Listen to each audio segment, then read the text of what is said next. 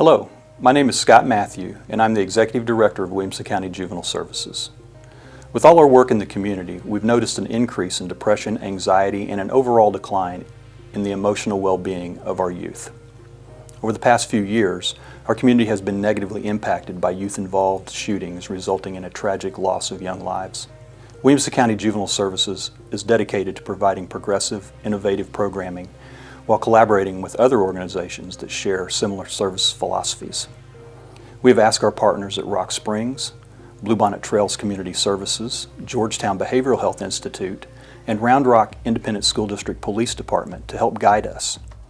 Collaboratively, our mental health partners will provide insight on how depression and anxiety may be exhibited, how you can talk to those who may be experiencing symptoms, and create a plan to get help to those who need it. Round Rock Independent School District Police will educate viewers on gun safety and how to respond should you encounter a firearm in your community. We hope this information can guide those seeking support, empathy, and understanding in their time of crisis. Please don't hesitate to ask for help from any of our community partners. Thank you.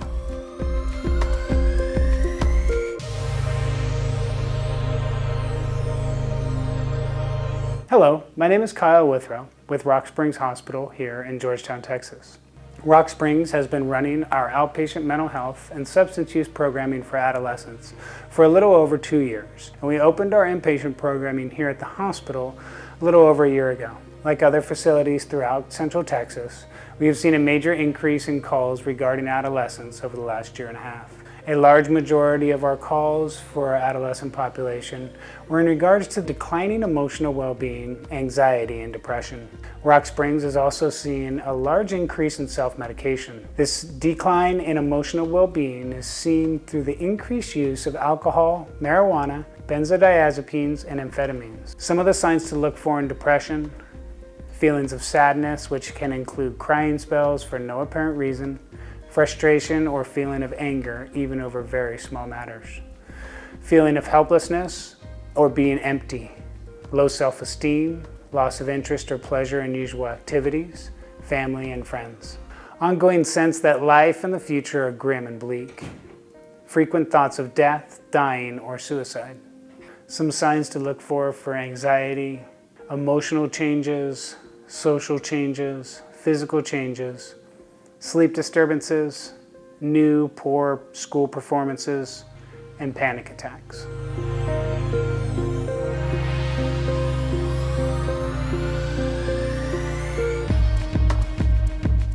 Bluebonnet Trails Community Services is the local mental health and intellectual developmental disability authority for 8 counties in Central Texas, including Williamson County.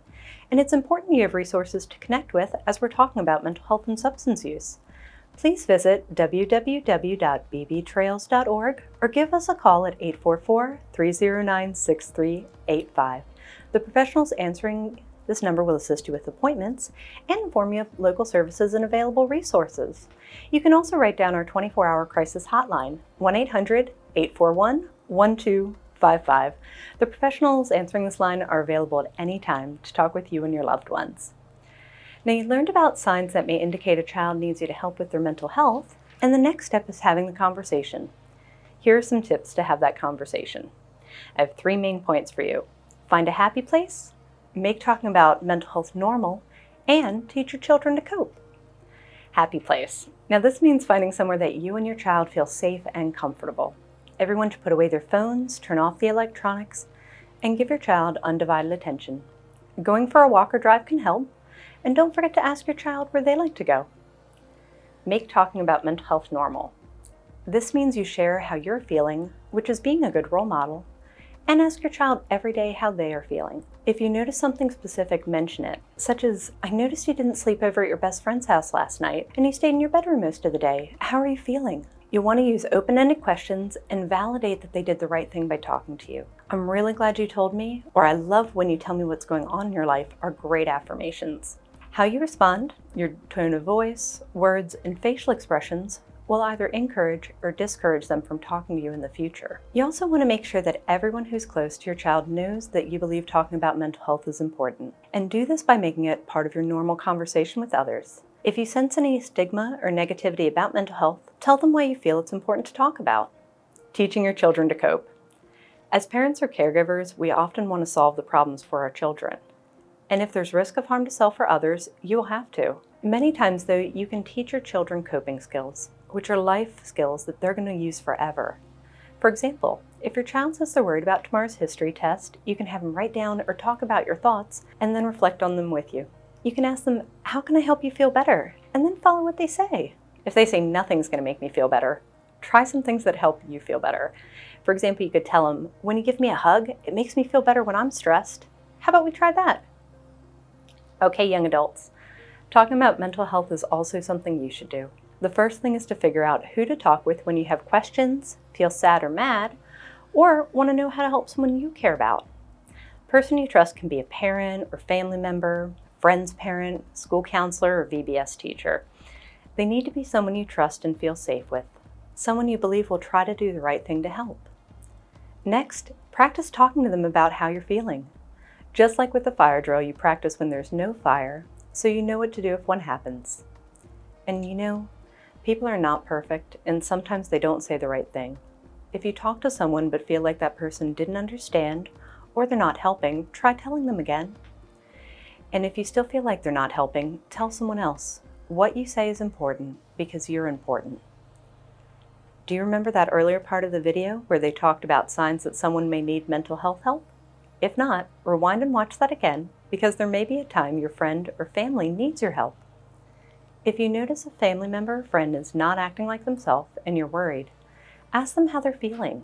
You ask because that shows you care. And it's better to ask and then you and the adult you trust can help them than nobody asks them and they feel alone. If they say, "I'm okay," but you're still worried, talk to that adult you trust. And now if your family or friend tells you something's a secret, but you feel it could hurt them or someone else, that's not a safe secret. Sometimes people feel scared or ashamed of the things they tell you, and it's their way of asking for help. And you need to tell the person you trust, because sometimes people can feel really hurt and hopeless, which can lead to decisions that will forever change their life and the lives of the people who care about them.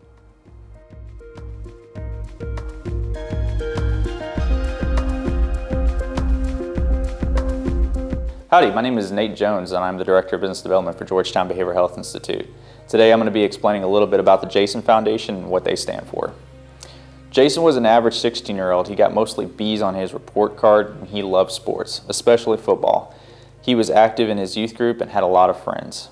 Jason was one for always going new places and trying new things. And from all appearances, Jason loved life. But on July 16th of 1997, Jason became a statistic of the silent epidemic of youth suicide. Did you know on average over 100 young people this week will become victims of youth suicide? Georgetown Behavioral Health Institute is a proud sponsor of the Jason Foundation. They are the largest nonprofit centered around bringing awareness to youth suicide. Let me give you some statistics about it.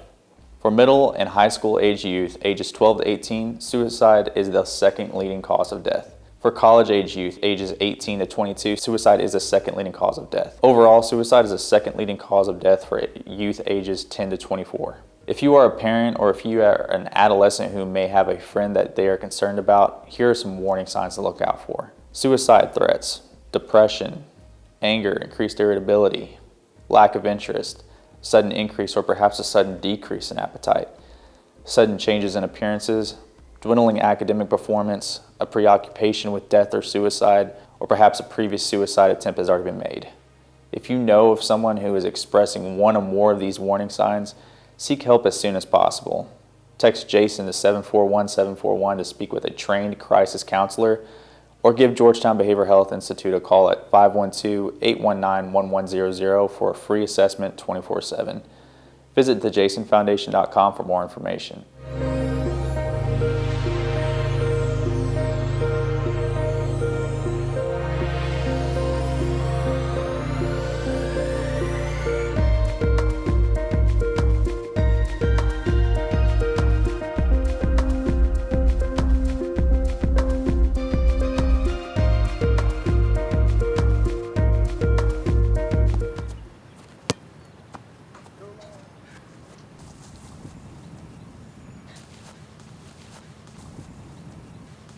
That's a gun.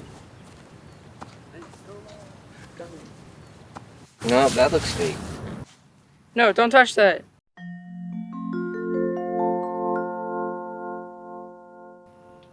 It's okay, I've been around guns before. My SRO told me you shouldn't touch guns even if you think they're fake.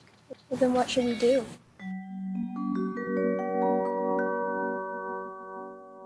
We need to get away from this. Should we tell someone? Yeah, my dad's over there. Let's go.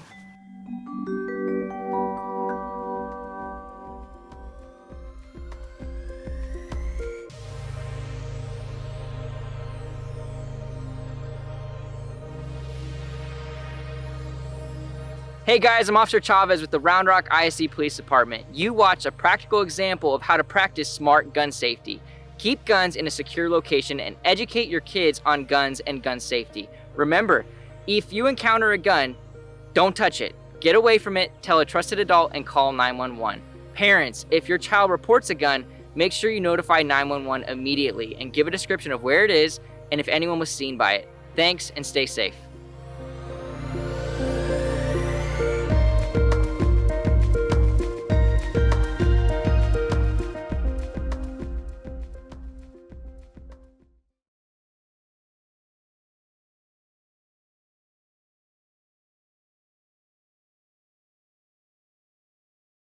Did you see what Ryan posted? No way. It's a picture of a gun and said we can't wait for school tomorrow. Should we tell someone? Who?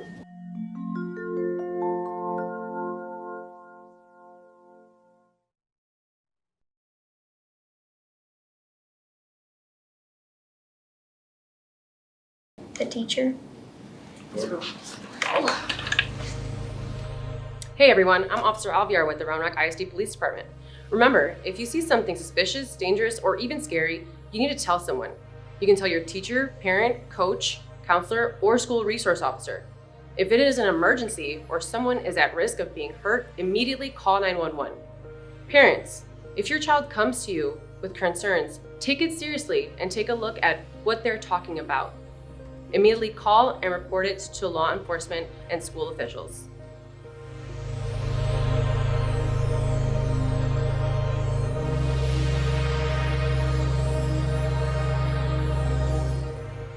Hello, my name is Matt Smith. I'm the Assistant Executive Director for Williamson County Juvenile Services.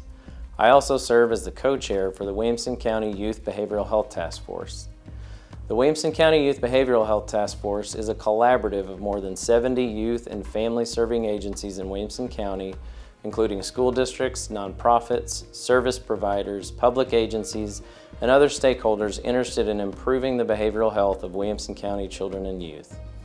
We work closely together to ensure that anyone in need of assistance with mental health or substance use can get to the right place to receive help.